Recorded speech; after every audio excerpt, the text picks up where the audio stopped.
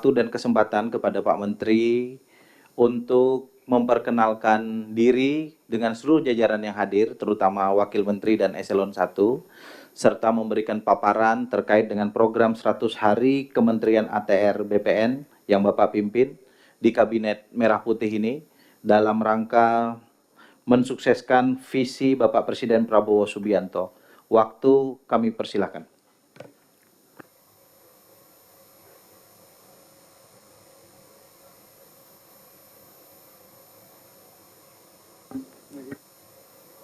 Sekretariat dibantu tuh. Punya Pak Menteri nggak nyala.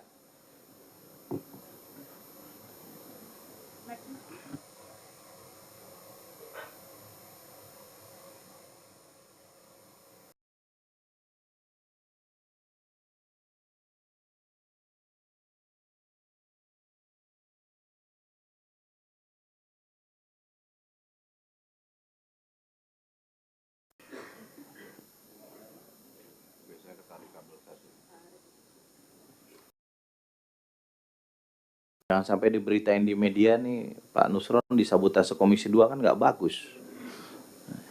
Atau mungkin tadi amaliyahnya kebanyakan jadi mic aja nggak kuat ini bacaannya.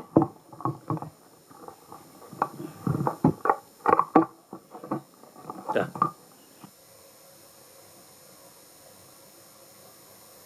Saluran ke sana tuh lepas ya.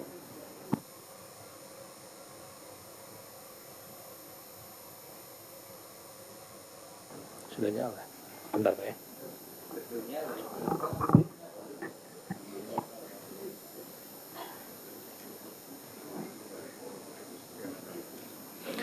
Kita skor dulu ya Pak.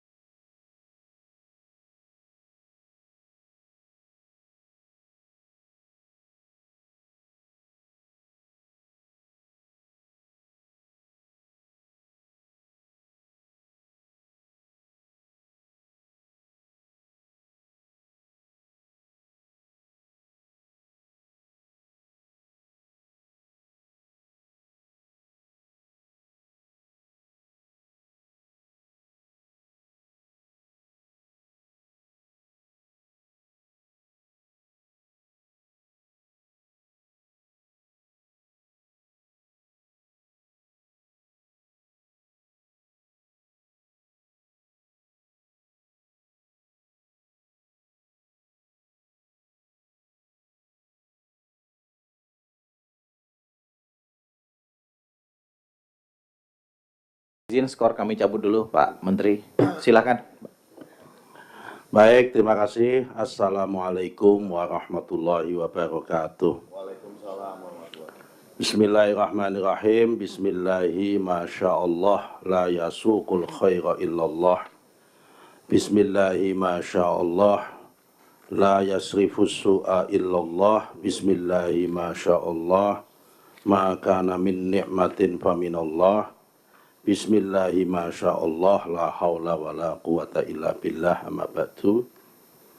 Bapak Pimpinan Komisi 2, Pak Ketua, Pak Rifki, dan Bapak-Bapak Wakil Ketua, saya sebut yang paling sebelah kanan, saya dari sini mohon maaf, Pak Zulfikar Arse, mohon maaf Pak Bimo, bukan berarti kami mendahulukan yang satu partai Pak Bimo ya. Pak Dede Yusuf, Pak Bahtra, dan Pak Aryo Bimo, Bapak-bapak anggota Komisi 2 wabil khusus yang para senior yang sudah lama di sini, saya nanti mohon maaf yang lama di sini, barangkali apa yang kami sampaikan maupun yang disampaikan oleh staf kami itu sifatnya repetitif. Karena biasanya itu kalau udah periode kedua, ketiga itu apalagi di komisi yang sama, jawaban eksekutif itu sering sama kata-katanya dengan periode-periode sebelumnya. Nanti saya mohon maaf, mungkin hanya beda angka, jadi saya mohon maaf kalau ada yang repetitif seperti itu.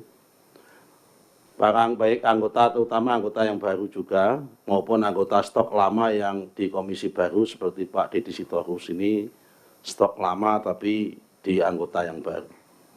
Baik, sebelumnya kami akan mulai terlebih dahulu, Pak Yosi. Kami kenalkan, ini sebelah kanan saya ini Pak Wakil Menteri, ini Pak Osi Darmawan. Ini dari Partai Demokrat. Ini tangan kanannya Pak SBY. Jadi Pak Dede Yusuf sudah paham itu. Kalau kata teman-teman paham-paham lah itu kira-kira. Kemudian ada sekjennya Pak Suyus Windiana. Ini temannya Pak Deddy Sitorus ini. Kemudian Pak Dirjen Tata Ruang, ini Pak Dwi.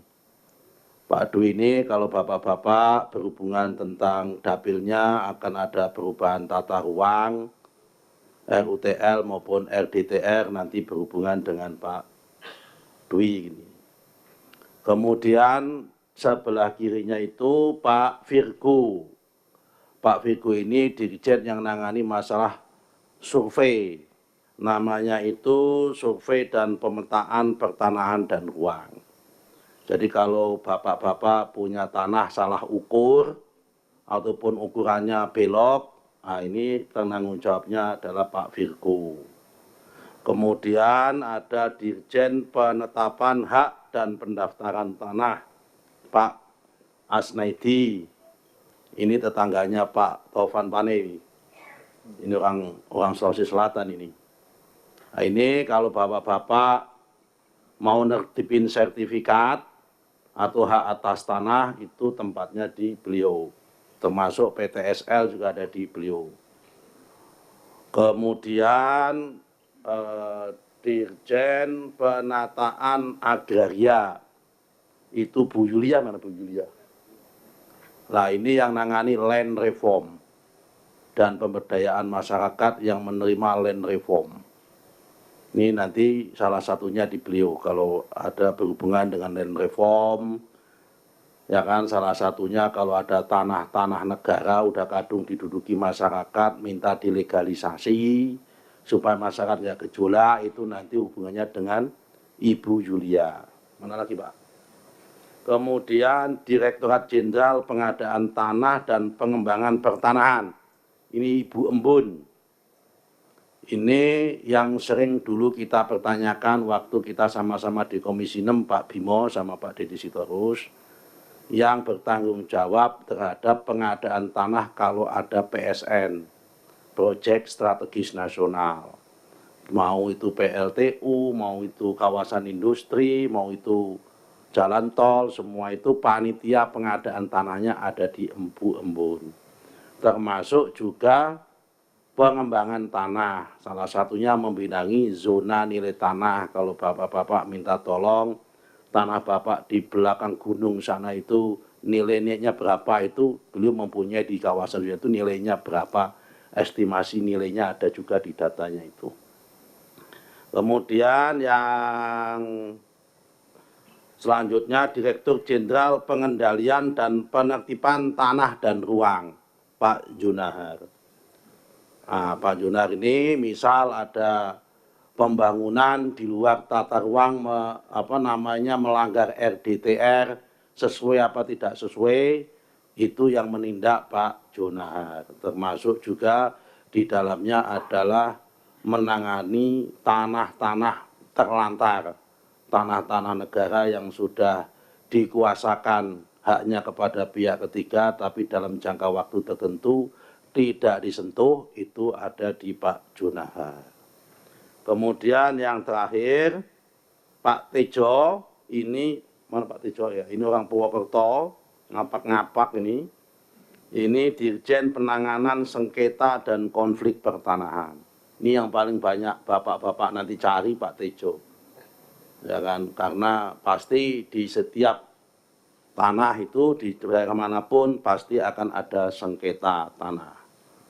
Dan salah satu problem di dunia itu memang yang paling besar adalah sengketa tanah. Kalau kata Pak Bimo, Perang Jawa 1825 sampai 1830, yaitu Perang Diponegoro itu juga terjadi akibat salah patok tanah, sengketa tanah. Itu akan terjadi Perang Jawa. Ini pun pasti akan terjadi di sini. Saya kira itu Pak Irjen. Nah, ini Pak Irjen, Pak Dalu. Ini Irjen. Ini yang menjaga kami untuk manajemen risiko.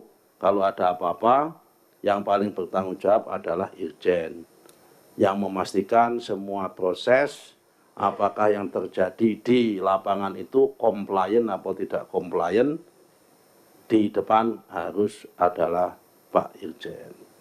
Baik, Bapak-Bapak sekalian, ini kira-kira yang bisa kami sampaikan. Ada juga staf ahli Pak Denny Santo, Pak Slamet Dwi Martono, Budi Situmorang hadir. Ya. Nah ini, kalau staf ahli biasanya nggak pernah dicari sama anggota DPR biasanya staf ahli ini. Baik Pak, kami mulai. Sebelum kami menyampaikan lanjutan, saya terima kasih rapat perdana ini. Ini rapatnya tepat. Karena pada saat ini memang kami sedang banyak membutuhkan masukan, terutama dalam rangka menyusun RPJMN. Karena kalau kita mengacu pada Undang-Undang Nomor 25 Tahun 2004 tentang Sistem Perencanaan Nasional, kerangka acuan daripada RPJMN itu ada 3. Yang pertama adalah RPJP tahun 2025 tahun 2045 yang sudah disahkan dalam Undang-Undang Nomor 56 tahun 2024 yang oleh DPR itu disahkan pada tanggal berapa kemarin itu, tanggal 16 atau 18 September sebelum pelantikan atau 2 minggu sebelum masa anggota DPR kita habis, itu kita sudah mensahkan RPJP. Itu menjadi kerangka acuan kita menyusun RPJMN. Kemudian kami tambahi dengan visi misi calon presiden terpilih, yaitu visi misinya Bapak Prabowo dan Gibran, yang sudah dimasukkan ke dalam KPU, itu menjadi acuan.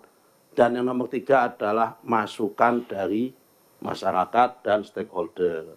Salah satunya adalah dari Bapak-Bapak Komisi 2 yang ada di sini. Karena itu dalam kesempatan yang baik ini, selain Bapak-Bapak tanya tentang apa 100 hari yang akan kami paparkan dan apa yang akan terjadi di sini, momen ini ada baiknya kami gunakan untuk sharing, meminta masukan dan menyerap masukan dalam rangka kami menyusun RPJMN mendatang. Ini momennya memang bulan-bulan ini karena di dalam undang-undang itu dalam waktu 3 bulan setelah Presiden dilantik, RPJMN harus sudah selesai, meskipun dalam prakteknya sebelum dilantik draftnya sudah disusun tapi tetap membutuhkan masukan-masukan. Baik, next. Kami mulai dulu dari target dan capaian anggaran tahun ini dulu. Tahun 2024 yang existing, ya kan, kemudian saya kira ini sangat normatif, ya, tingkat persentasenya kita sudah sampai pada angka berapa persen Pak? 71%. Jadi ini masih ada waktu 2 bulan, biasanya itu nanti mungkin antara 95 sampai 96% tercapai dari budget yang ada. Lanjut Pak. Kemudian program 100 hari kerja. Bapak-Bapak sekalian, dalam 100 hari kerja ini apa yang akan kita susun? Pertama adalah menata ulang sistem dan tata cara pemberian, perpanjangan, dan pembaruan hak guna usaha yang lebih berkeadilan, mengarus utamakan pemerataan, tetapi tetap menjaga kesinambungan perekonomian. Di dalam amanat Undang-Undang Pokok Agraria, pasal 29, ayat 1 mengatakan bahwa HGU diberikan dalam waktu 25 tahun. Ayat 2-nya mengatakan dalam kondisi tertentu dapat diberikan dalam waktu 35 tahun. Di dalam ayat penjelasannya dikatakan dalam kondisi tertentu itu adalah tanaman-tanaman yang membutuhkan jangka panjang. Misalnya kelapa sawit, di dalam undang-undang itu di state seperti itu. Kemudian ayat 3-nya mengatakan dapat diperpanjang lagi menjadi tambahan 25 tahun. Namun di dalam Undang-Undang Cipta Kerja ada satu tambahan kata yaitu pembaharuan. Jadi setelah dikasihkan izin, diberikan, dipanjang dan ada pembaharuan, nah pembaharuannya itu ditambah lagi 35 tahun.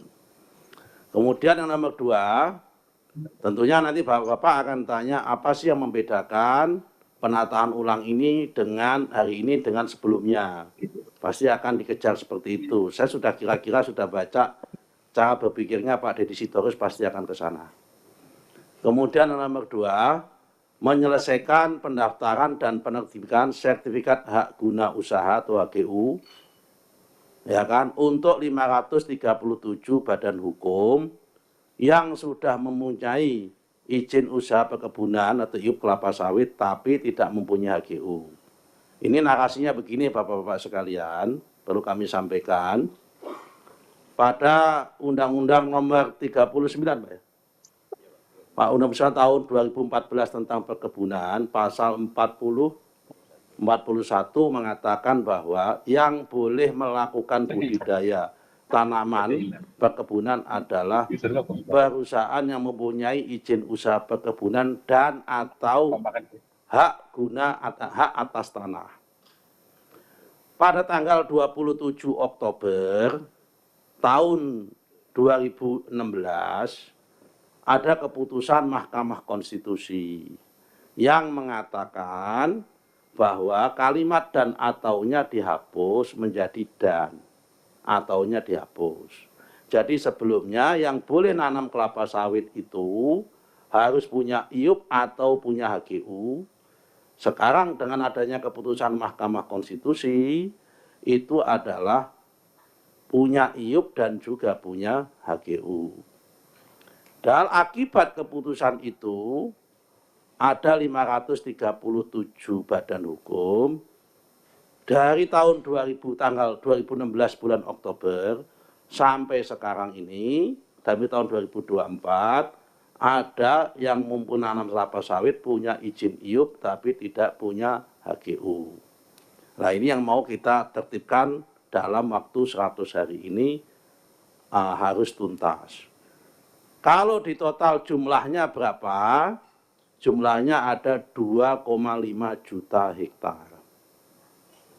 Ini yang APL, area penggunaan lain, bukan di kawasan hutan. Kalau di kawasan hutan lain lagi, nanti itu menjadi ranah rezimnya Kementerian Kehutanan. Kami nggak mau sentuh di sini, itu nanti teman-teman Komisi 4 marah kepada kami kalau saya sampaikan di sini. Kemudian yang nomor 3, menyelesaikan pendaftaran tanah ulayat masyarakat hukum adat untuk menghindari konflik dengan badan hukum di kemudian. 15 tahun di Komisi 6 bersama Pak Aryo Bimo, ini selalu sering menemui tentang ninik mama dan sebagainya yang dengan PTP, dengan badan hukum dan sebagainya di sini akan kita tuntaskan secara pelan-pelan. Karena total tanah ulayat yang menggunakan hukum adat di Indonesia ini masih kurang lebih sekitar plus minus ya 3,5 juta hektar. Tapi yang sudah terdaftar kurang dari 1.000 hektar. Jadi masih pekerjaan besar ini untuk yang tanah ulayat. Yang nomor 4, ini inovasi pengelolaan dan pemanfaatan tanah wakaf produktif sehingga berguna bagi kemaslahatan umat. Kami ada ide pemikiran salah satunya tanah-tanah yang terlantar yang jumlahnya lebih dari 1,5 juta hektar tanah negara yang terlantar. Ada pemikiran, tapi ini sifatnya masih pemikiran. HPL-nya akan kita serahkan sama bank tanah, tapi penggunaannya akan kita serahkan kepada badan wakaf salah satunya, supaya menjadi wakaf produktif dan kemudian itu ada kemaslahatan. Salah satunya itu nanti ada pemikirannya. Kemudian yang poin 5, menyelesaikan pendaftaran 1,5 juta bidang tanah untuk mencapai target 120 juta bidang tanah pada tahun 2024. Ini termasuk PTSL. PTSL dari tahun 2017 sampai tahun 2024 ini bulan Desember, kami ditarget 126 juta bidang tanah. Sampai bulan Oktober ini sudah tercapai 119 juta bidang tanah. Sehingga kita masih harus nambah lagi supaya kerja sampai angka level 126 juta tanah. Berapa target ke depannya ke depan, Bapak-Bapak sekalian, untuk PTSL atau untuk pemetaan tanah di Indonesia itu ada 70 juta, 4 hektar APL, area penggunaan lain. Kalau yang hutan itu plus minus ya, sekali lagi plus minus karena datanya beda-beda, itu 125 juta itu kehutanan.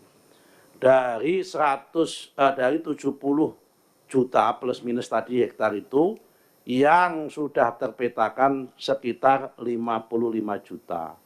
Sehingga masih kurang sekitar 14,4 juta hektar yang belum terpetakan sama sekali.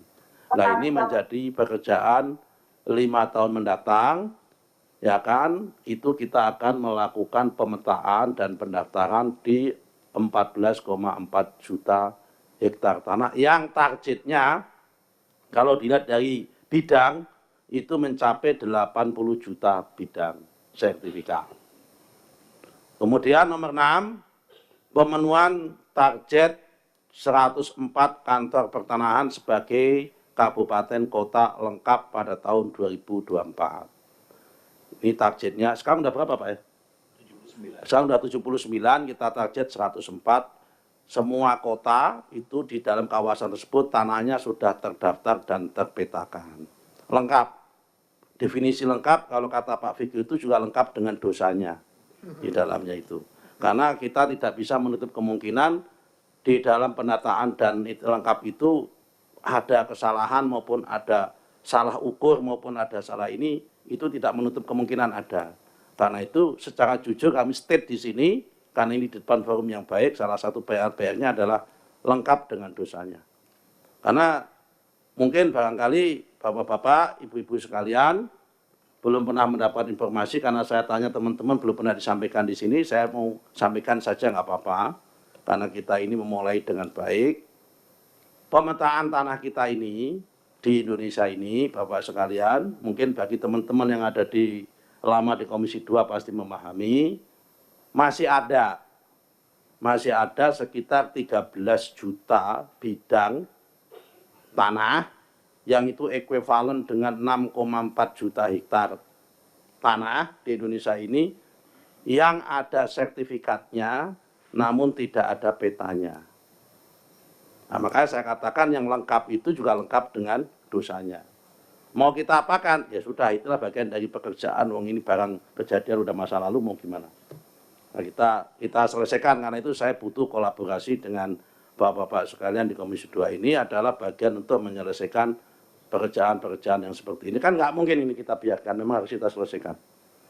Kemudian nomor 7, koordinasi secara vertikal, ini sudah masuk tata ruang maupun horizontal, terkait penyiapan rencana detail tata ruang atau RDTR dan atau terintegrasi dengan online single submission.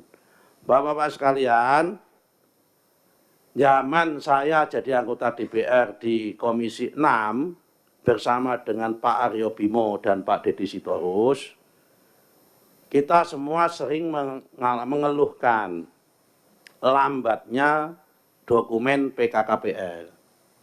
Setelah kami mendapatkan duduk di sini, saya tahu jawabannya. Ini akan bagian yang kita tuntaskan. Ternyata dokumen PKKPR itu meskipun nama kementeriannya adalah ATR BPN, tapi rezim tata ruang itu masih menjadi otoritas Pemda. Dan masih banyak Pemda yang belum online sistem dalam tata ruangnya. Bahkan belum mempunyai peta dan sebagainya. Nah, ini menjadi salah satu PR yang harus kita koordinasi secara vertikal. Apakah nanti solusinya harus mengubah undang-undang, apakah solusinya cukup koordinasi tapi dengan berbagai solusi, nanti akan kita simulasi.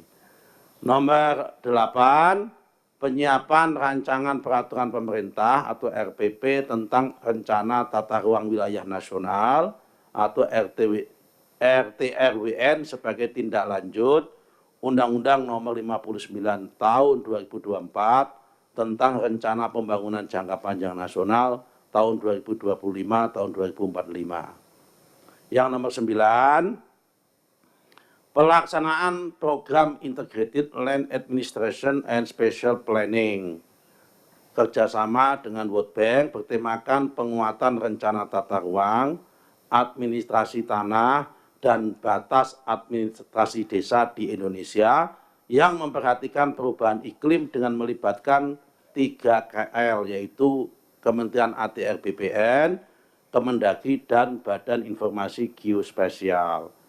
2 KL ada di Komisi 2, dan 1 KL BIG di Komisi berapa Pak ya, mohon izin? BIG Pak pimpinan di Komisi berapa di sini ya? Badan Informasi Geospasial di DPR-nya, mitranya. Komisi 5. Nah, Bapak-Bapak sekalian, ini kami sampaikan salah satu yang memperlambat proses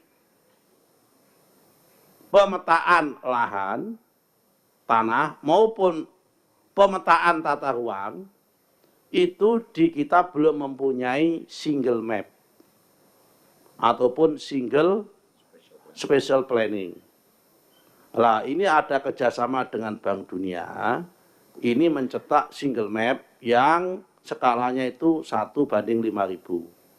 Peta yang dimiliki oleh negara hari ini, oleh BIG itu baru peta 1:50.000. Nah, peta yang 1:5.000 baru ada di Sulawesi. Yang lain belum ada.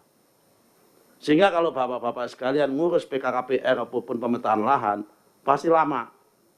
Kenapa lama? Karena masih membutuhkan peta dulu, potret dulu, sebelum jadi peta dipotret dulu. Potret dari atas untuk nyampe ke sana. Saya tanya sama Pak Virgo yang nanganin ini, minimal membutuhkan waktu 3-6 bulan untuk membuat petanya saja. Nah, dengan adanya proyek ini, dengan BIG ini, nanti minimal separuh pekerjaan ketika Bapak-Bapak sekalian menyusun RDTR, mengajukan PKPPR untuk memulai usaha baru, membangun pelabuhan, membangun pabrik maupun membangun yang lain-lain, itu petanya sudah ada sehingga mempercepat proses 50-60% sudah terpotong kalau sudah ada single mapping itu. Lanjut Pak. Ini tema dan wacana prioritas tahun 2025, kita melanjutkan transformasi digital, terutama adalah e-sertifikat. Saya sudah tebak nanti Pak Deddy Sitorus pasti akan ngejar pertanyaan bagaimana komplikasi e-sertifikat dengan hak tanggungan, bagaimana hubungannya dengan lembaga keuangan dan sebagainya. Saya sudah kira-kira sudah saya ukur pertanyaannya Pak Deddy Sitorus akan sampai ke sana. Kemudian masalah percepatan pendaftaran tanah PTSL. Kemudian masalah reforma agraria dan redistribusi tanah. Kemudian pengadaan tanah untuk kepentingan umum dan IKN. Kemudian pengelolaan pemanfaatan pengendalian tanah dan ruang yang berkualitas. Kemudian yang selanjutnya adalah penyelesaian sengketa konflik dan perkara pertanahan. Kemudian percepatan penyusunan RDTR, kita ditarget berapa RDTR Pak? 2.000 ya? 2.000 RDTR. Kemudian reformasi birokrasi di dalam internal kami. Lanjut. Yang terakhir, Bapak-Bapak sekalian, mungkin yang statement di luar sana tentang mafia tanah. Bagaimana kita menghadapi mafia tanah ini? Bapak sekalian, tentunya kita tidak bisa mentolerir adanya mafia tanah. Dan kalau kita identifikasi, mafia tanah itu selalu elemennya atau unsurnya itu melibatkan 3 komponen. Yang pertama, mohon maaf kata, mungkin melibatkan oknum orang dalam. Yang nomor 2 adalah pemborong tanah pasti yang berkepentingan. Yang nomor 3 pasti adalah pihak ketiga yang menjadi pendukung. Pendukung itu dimulai dari oknum kepala desa, bisa oknum lawyer, bisa oknum PPAT, oknum notaris, juga bisa permata, Persatuan Maklar Tanah. Maupun Bimantara, bisnis maklar dan perantara yang terlibat di situ. Hah? Bimantara, bisnis maklar dan perantara. Biasanya CEO-nya itu Pak Aryo Bimo itu diutnya itu, Bimantara itu. Nah, itu yang bisa melibatkan 3 elemen itu yang bisa melibatkan. Nah, apa treatmentnya? Kita tidak bisa mentolerir itu. Kita akan melaksanakan rakor khusus ini dengan Pak Kejaksaan Agung sama Pak Kapolri sama PPATK. Kami akan menginisiasi adanya proses pemiskinan terhadap mafia tanah. Kami tidak hanya puas kalau mafia tanah itu dikenakan delik pidana umum, kalau itu pidana murni, kalau melibatkan aparat negara, penyelenggara negara pasti adalah deliknya adalah tipikor, ya kan, tidak pidana korupsi, tapi kalau bisa diimbangi dengan delik tindak pidana pencucian uang supaya ada efek jerah. Nah, ini yang perlu kita dorong nanti dalam rakor itu, kita sedang simulasi supaya apa? Supaya persoalan mafia tanah ini benar-benar tidak ada di Indonesia, karena itu menyangkut kepastian hukum dan mempermainkan orang-orang kecil yang itu mempunyai hak yang diserobot haknya. Supaya kita semua, baik dari pemerintah maupun yang ada di DPR, tidak kategori orang yang dolim terhadap orang-orang yang kecil atau orang yang berhak. Saya kira itu Pak yang bisa kami sampaikan untuk pemanasan di dalam forum Komisi 2 ini. Selanjutnya kami serahkan kepada Bapak Ketua dan Bapak Pimpinan, serta Bapak Ibu anggota semua. Ini kok, mohon maaf, ini kok anggotanya tidak ada yang sawangebel begitu Pak. Tidak ada wanitanya sama sekali dia. Ada ya? Oh, belum hadir ya? Ini kalau rapat tiap hari lihat Aryo Bimo, lihat ini kan bosen kita Pak nanti Pak. Kelihatannya begitu kok, beda dengan 6 ya? Iya, gitu rasanya ini.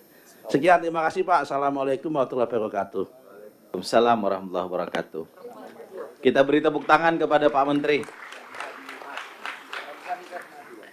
Saudara Menteri, Wakil Menteri, dan seluruh jajaran Kementerian ATR BPN, kami mengucapkan terima kasih atas paparan dan perkenalan dari Pak Menteri. Saya kira banyak hal tadi yang disampaikan oleh Pak Menteri. Satu hal yang saya sangat senang dan saya beri apresiasi adalah kejujuran Pak Menteri. Kejujuran ini saya kira adalah modal